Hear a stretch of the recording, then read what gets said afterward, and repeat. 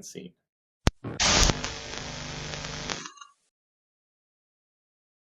Well, welcome to Off the Record, a video series hosted by Waymark, where we dive into all things media and advertising and AI. And today we have one of the sharpest media minds, Sara Gallegos. Welcome to the show, and thanks for being here.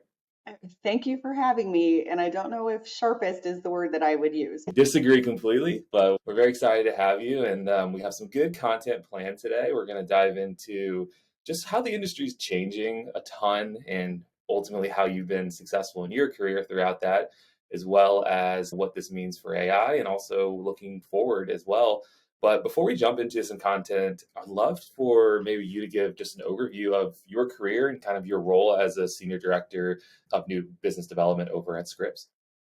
Sure. As you mentioned, I lead new business for the local media side of Scripps. So what that means is that my fabulous team and I help all of our local sellers bring new advertisers into the fold for our 41 local markets.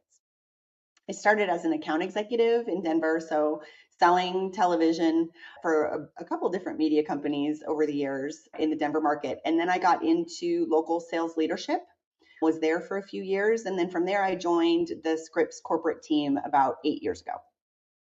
Wow, that's awesome.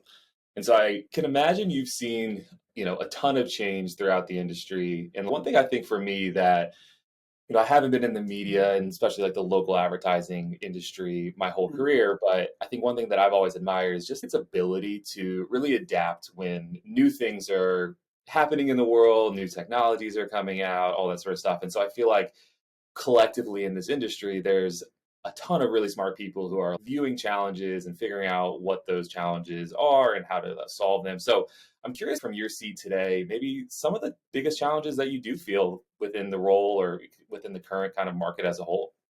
Sure. And I'm sure I'm speaking for all broadcasters in this space. The media landscape is ever evolving. It always has been, and it probably always will be. But at this point in time, consumers have more access to more platforms and more content than ever before. The advertising world, which is really the world that I work in, is trying to meet consumers where they are. However, they still have to achieve basic marketing fundamentals like reach and frequency in order to achieve the business results that they are looking for. If they aren't achieving the business results, then the advertising isn't working, right? So that's the whole point of advertising.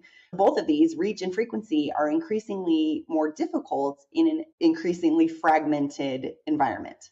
So that makes it really hard for them. Now, yes, they can do all kinds of cool targeting, but there's a problem of over-targeting. When you're over-targeting, you're not necessarily reaching new potential customers versus the ones that you really are sure are going to buy your product. So you're focusing more on that lower funnel and less on that upper funnel.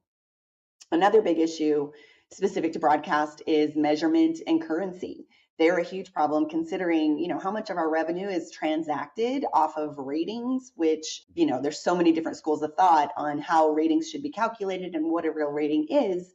And even though we've all moved to an impressions world, it's, still the same measurement system that's calculating those impressions on the broadcast side.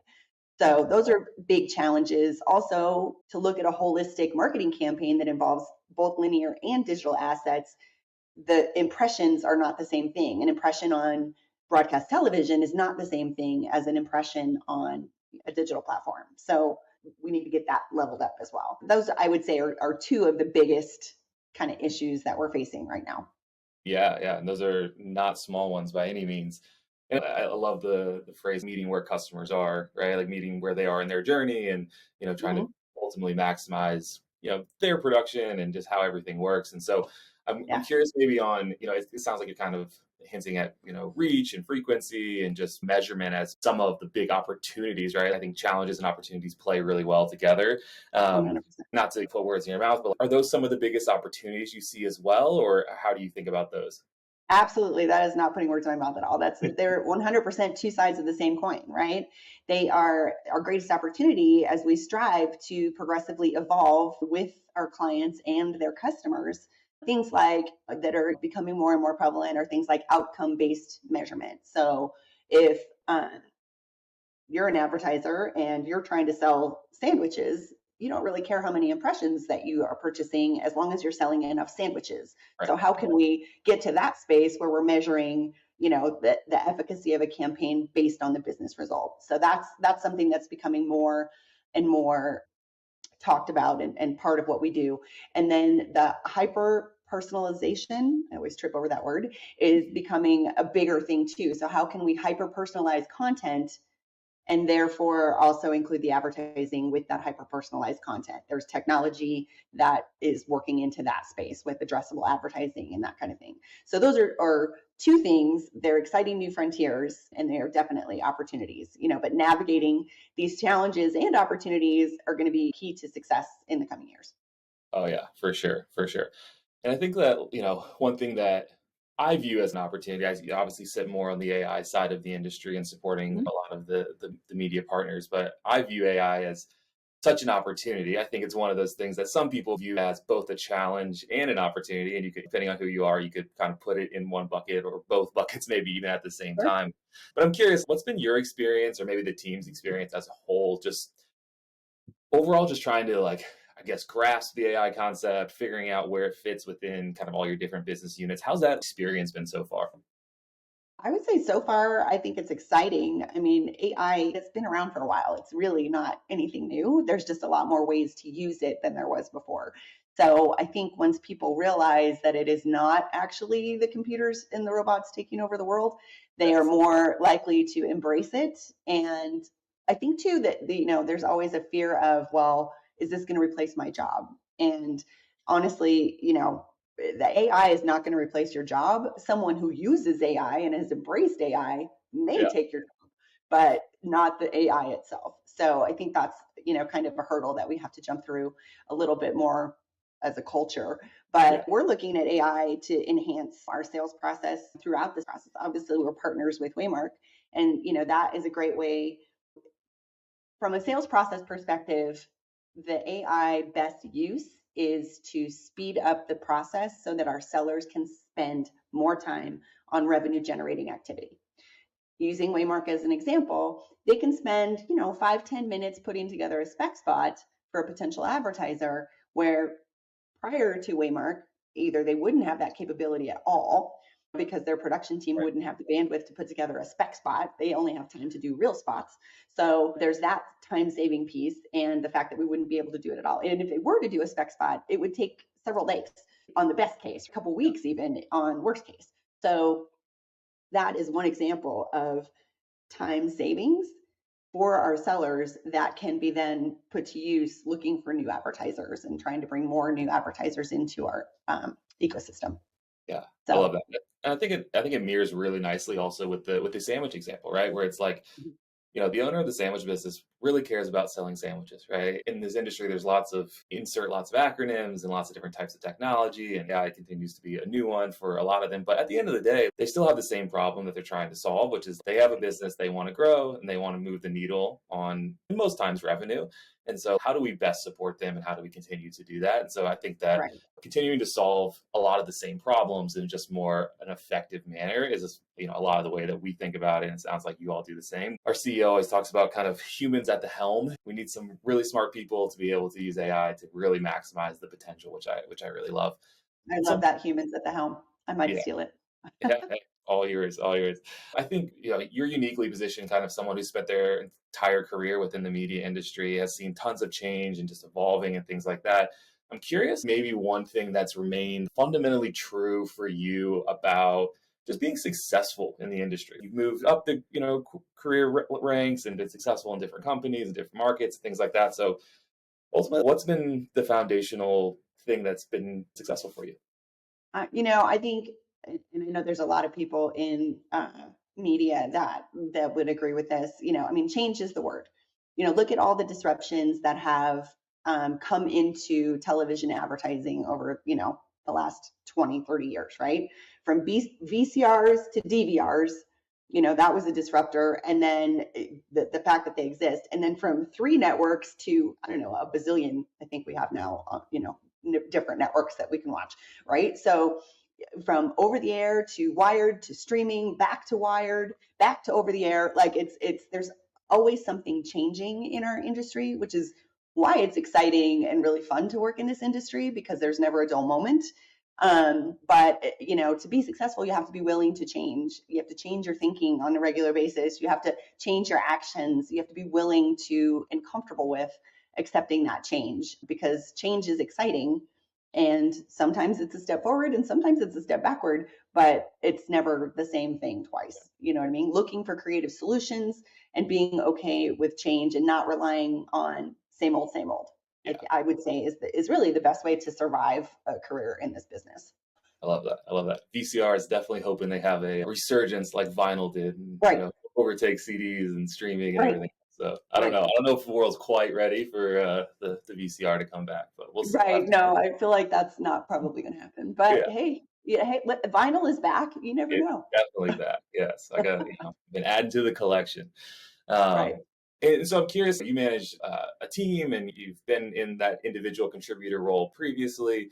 And so you talk about, okay, one of the key things for you has been how to handle change and just being open to accepting it and being sure to almost lead with it and be open about it. So how do you think about giving that advice to people on your team who are, younger in your career, or even like if you had to give Sara, who is starting her career, how would you position that to be like, hey, there's going to be lots of ups and downs and things are going to ebb and flow. And like, here's what you need to remember. What would that piece of advice be? As a salesperson, I would say pretty much everything that you just said. Somebody told this to me once when I was early on in my career. This is an ebb and flow business. I promise I'm not stealing your words. I really was going to say that. Right. It's an ebb and flow business, and the ebbs create the flows. So when things aren't going well and your business isn't coming in, you have more time to prospect and create new business, and then you get busy again. So it's that change and being flexible with that change. And I would say also being curious. Always be curious, ask questions. The better questions that you ask, the better information that you'll get, and the more engagement you'll get, not only from your prospect, but questions about the future of our industry, questions about the future of advertising. Those are all the things that you really need to be curious about to, have a long, sustainable, happy career in this business. That's awesome. And then look, and like I said, you have to be, to have a career in any industry long term, no matter what the industry is, you got to be happy, right? And so Right. it's got to be something you enjoy doing, and making sure your clients are happy and succeeding is definitely, I imagine, something that's truly important as well. Couple last things. We like to keep these, really short and sweet and directly to the point. So one final question for you is there anything coming up from Scripps that we should be on the lookout for? Well, this isn't actually from the new business development team. In fact, it's not from sales at all. But one of the things that Scripps has put into action and has been working on that I am really proud of, it's really, like I said, for a part of our business that has nothing to do with me, the news. There's a very church and state relationship between sales and news within broadcast Right. for understandable reasons. We certainly do not want to infringe upon anyone's journalistic integrity. But as I mentioned before, consumers have more access to more platforms and more content than ever before, which means less loyalty, right? It used to be people would watch their evening news and they would watch the same evening news every day, same time. People are habitual. People are still habitual, but they are finding their news sources in different areas, especially younger demos, which is no surprise to anyone.